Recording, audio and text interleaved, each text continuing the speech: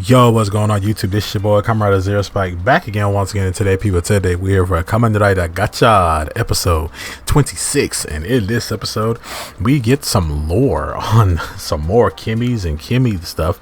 We get the debut of Kamen Rider Wind, and we also get a really cool fight with him too. We also get a tragic death in this episode. Not really tragic. We don't even know if we don't even know if your boy's dead or not. And also some family squabbles, some infighting, some stuff like that going on, and almost the debut of our true Iron Gotchard form. But in this episode, we start off with everybody helping out at Ichinose's house while he is resting. We see that his mom is starting to get concerned about, like, why is he sleeping so much, and they basically tell him that, oh, he just been pushing himself kind of hard and things like that. And then that's when Ichinose ends up waking up, and he goes off to help out in the rest of the restaurant, and he says that, hey, there's something I got to do, and I got to do it so we can be reunited with all the Kimmys again. So now that he is going off to help them out, we see that Oculus has gone off to basically she's going off to go take out Minato, and she goes off in this whole spiel about, like, how Grion, like, terrifies her, how she doesn't want to work with him anymore, how she wants the Kamen Riders to protect her, how, talking about Minato's plan of he betrayed them and stuff like that in order for him to give them some kind of training. He is completely, like, distraught right now. Like, Minato is not in his right mind right now. He's quiet majority of this episode too. And then that's when the other two sisters end up, Artotropes and Cluto, they hear all of this that Laculus just said, and they end up just going off and trying to destroy Cluto. We see that we're going off to destroy Laculus. We see that Cluto, like, she doesn't want to do it because she gets ready to do his shit up into Dread, and that's when the Artotropes is like, fine, I'll do it. So she ends up taking the Dread driver, and she ends up turning into Dread herself. And I'm just like, well, yo, like, everybody's been Dread now. Technically everyone's been Dread now except Laculus. But yeah, freaking Laculus, I think she's the only one that hasn't been Dread, I think, if I'm not mistaken. But a lot of people have been Dread at this point, at least 4 people. It's gonna be 5, but man, like, Dread been around, man. Dread a hoe. So but man, she ends up transforming into Dread, and she gets ready to attack Minato. But that's when Kurogane comes in, and he says, hey, I came here for Minato, but I guess I walked in on some family squabbles. And that's when Kurogane starts fighting Autotropes while she's in the Dread form. Now she's in the Dread form. That's when Cluto is fighting Minato. We see that Laculus ends up trying to run away, and then trying to go after Laculus, but Laculus ends up getting away. She ends up getting away with Minato, and then that's when Cluto and Artotropes end up teleporting out there too. And then Kurogane is like just left there alone, like, alright, cool, whatever. So we get a scene with the other two go back to Grion, and they talk about how they couldn't take out Laculus, but we see that Grion doesn't really care that much, and he says that, oh, I have all the other number 10 Kimmys now, and I need two more of the number 10 Kimmys to open the door of darkness. And he already had one inside of his golden Rubik's Cube, and this Kimmy's name is called Dragonolus, and this Kimmy is actually very important. The 2 Kimmys that he's after in this episode are very, very important Kimmys, which we learn about later. We find out that these 2 are very important. So he ends up going to this he ends up creating a new Malcolm. He's creating a new Malcolm, and this, like, a dragon Malcolm, and this Malcolm is the Malcolm that we learned a bunch of Kimmy alchemists, like, history from, right? So he transforms, and he makes this Malcolm, and this Malcolm goes off to we see that he goes off to the other number 10 Kimmy that they're after. This number 10 Kimmy is called Gotchard, and we see Kyoto and Kurogane in this restaurant together, and she shows him the amalgam that's on his way to go get this other Kimmy called Gotchard. And Gotchard seems like a earth kind of Kimi. Seems like it's like, you know, it's kind of like a Kimi based on the Earth itself, and we're gonna see why later. So we see that the rest of the kids, they get the same alerts. Number 10 Kimi has popped up and they have to go get it, and that's when Ichinose, he does wake up, but they don't want to tell him that Malcolm has appeared. But Kudo is like, listen, he's gonna find out. He's still gonna find out whether we tell him or not. So you can come with us. So even though they want him to rest, and we see that his mom sees that he's leaving and stuff like that. She leaves, but they leave, but she looks concerned and stuff like that. But you know, I feel like mom's gonna figure out everything. I feel like his mom already knows everything that's going on. She's just being a mom and not really messing with it, you know. But the Dragon Kimi goes off to the museum, and he baits Gotchard to coming out. Gotchard does attack him by slamming this giant earth like a giant earth construct on him, but we see that he tries to use a card to capture Gotchard, but Gotchard runs off, but he still ends up capturing Gotchard in the first place. And after he captures Gotchard, we see that that's when Kurogane shows up to fight the Dragon Amalgam. While he's fighting him, we see that Kurogane tries to use his black flames on the which I didn't know he could do. Well, I mean, I didn't know he could do that, but he tries to use his black flames on the Dragon Amalgam, but it doesn't work. And we see that he sort of like gets the upper hand on Kurogane. That's when the rest of the kids show up, but then that's when Ichinose gets ready to henshin, but Kudo tells him, no, don't henshin up, you're our last resort, so if we need you, just like, you know, then you can do it. So that's when Kudo ends up transforming into her regular unicorn form, because the rest of her other Kimis were stolen. So she ends up transforming, and her Kurogane seem to have like getting the upper hand on this thing, but he ends up getting the upper hand on them. And then that's when Ichinose transforms into Iron Gotchard and starts to battle this Amalgam.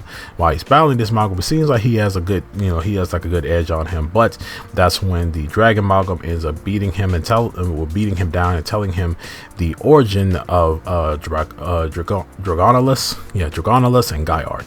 Turns out Dragonolus and Gotchard are basically the first two Kimis ever born, and every other number 10 Kimi was derived from them. So these two Kimis are basically the god, well, technically the mother and the father, and I mean, I get the parents, the Adam and Eve of Kimis, I guess. So he ends up defeating Ichinose, and also defeating everybody else when they try to help Ichinose. And that's when he gets ready to kill Ichinose, but that's when Big Daddy Fuga comes in, and he stops the attack, and he gets ready to henshin up, and he henshin up into Kamen Rider Wind, which I guess he doesn't really strike me as a Wind Rider, because the two Kimis he uses really don't have nothing to do with wind. I mean, one is Bahamut, and one is and one is also like a spinning like wheel thing. But like, where did the wind come from? Like, can you just be Kamen Rider Bahamut? Like, I mean, that'd be cool, I guess. But we see that he ends up battling this freaking Amalgam, and overall like annihilating him. This fight was kind of long, but it was really good. I guess it really felt like a good like show off of his powers to a degree. But yeah, so he ends up defeating this Amalgam and end up getting back Dragonolus and Gotchard. And as soon as he gets him back, he ends up getting stabbed in the back by Gurion, and Gurion ends up stabbing him in the back and taking off all his Kimis, all four of the Kimis, the two Kimis he just got, and his regular two Kimis. He ends up stealing them off, and he walks off and gets ready to go to the Ouroboros dimension.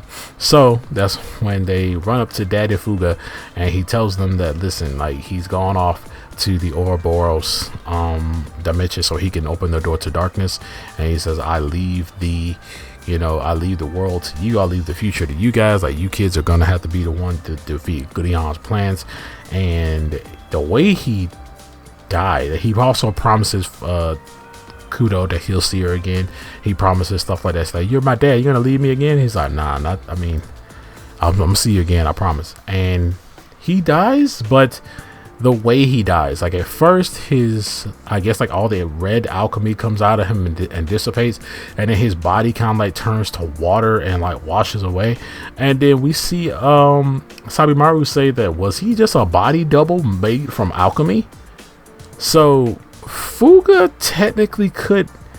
So Fuga may not be dead. I don't know for sure. Because why would Sabimaru say that? Why would Sabimaru say, was he just a body double? You know, like, why would he say that? If that wasn't the real Fuga, why would he say that? So maybe Fuga is still alive somewhere. Maybe he said it was a body double. Maybe Fuga is still alive somewhere. We don't know yet. So that's when he did tell Ichinose to take 10 liner and go to the Ouroboros dimension to stop Gurion. So he does that. He turns, he summons 10 liner. They get on, and as soon as this scene happened, I was getting mad Den-O vibes. Because it's exactly how I mean, you didn't get the jingle from Den-O, but still, he still got there. So, they end up going there. They end up going through the portal, and we see that Minato. He looks up and he sees that they left, right? And I don't know how Minato's gonna get there. Also, Kyoto said that she's gonna talk to Minato herself after she talks with, after she was done talking with Kurogane. So they end up going to the Ouroboros dimension, and we see Gurion is there. He walks him, Cluto, and Autotropes, and he takes all 4 of the Kimis that he just got and throws them into the collection of Kimis that he has. They're all floating into the sky, and they all like synchronize together, and they all start to glow like with darkness and stuff like that. And we see little Hopper like floating there in pain, and I felt bad about that because it's Hopper, man. There's so many cute little Kimis out there, man, but Hopper, that's the homie, man. That's day one, and you hurting him. Gurion gotta go. He should have been gone. I mean, like it's already full on established that Gurion gotta go, because this man is pure evil. This man don't give a duck. This man is the full personification of a mad scientist, like willing to sacrifice whatever he got in order to have his experiments work the fuck out. Excuse my language, but still, man. Good God, Gurion gots to go. I gotta get up out of here. I did really like this episode though. I did like the introduction to Kamen Rider Wind. I already knew he was already coming in the first place, but I do like his suit. His suit does give off like, yeah, this is a powerful old man, older man kind of rider, and he has that power, stuff like he's very powerful, things like that. I just don't like how Big Daddy Fugo went out. Even if it is just a clone made from alchemy, I don't like how he went out, man. That was stupid. How did you let Gurion catch you off guard like that? Gurion knew that he was going to be a big problem, especially now that he's a freaking Kamen Rider. But yeah, man, I didn't like how Minato was acting throughout this episode either, because your boy was just watching stuff happen.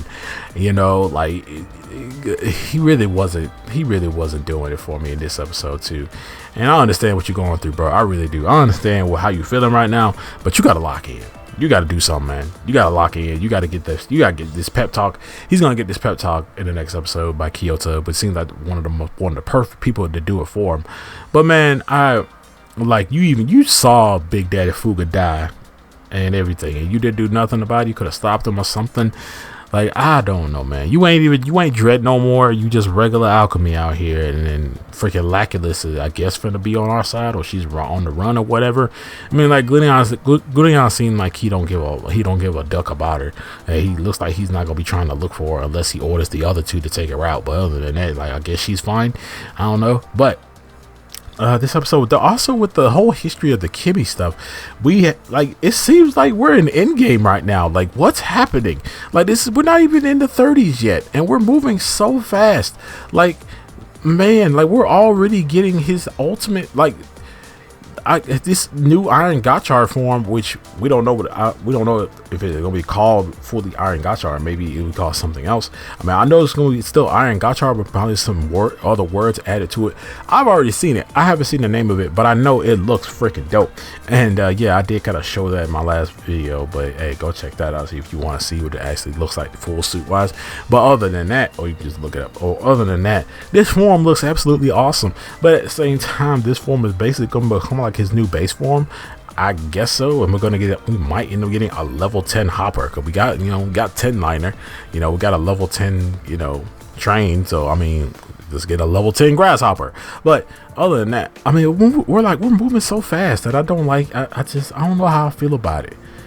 I don't know how I feel. I feel like this should be like the end. I mean, that'd be wild if Gotchard ended like in the 30s, yo.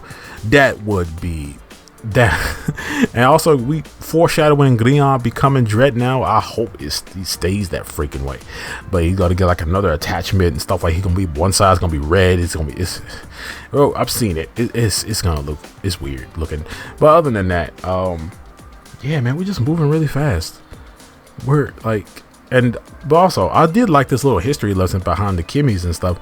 And basically, we have, like, I feel like finding the first two Kimmies of all time shouldn't have been this easy.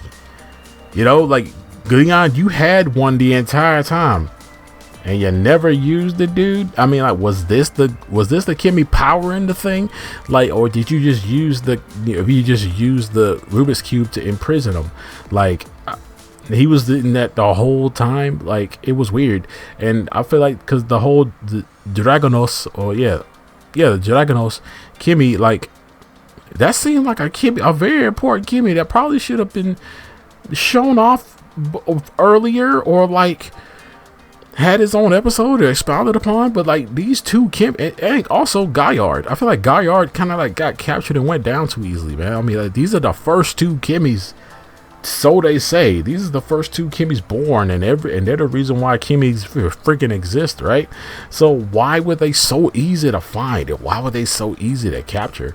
Like, we had almost 4 to 5 episodes of trying to get goddamn UFO X. Like, it didn't take it wasn't this short to get UFO X. Like, even X-Rex got at least 2 episodes to capture him.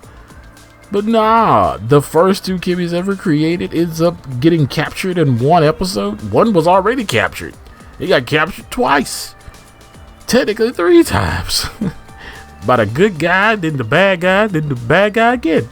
But other than that, you guys let me know down in the comment section below what you guys think about this episode of Gotchard. Make sure to like, share, subscribe, hit that notification bell. As remember, as I always say, guys, stay hitchened.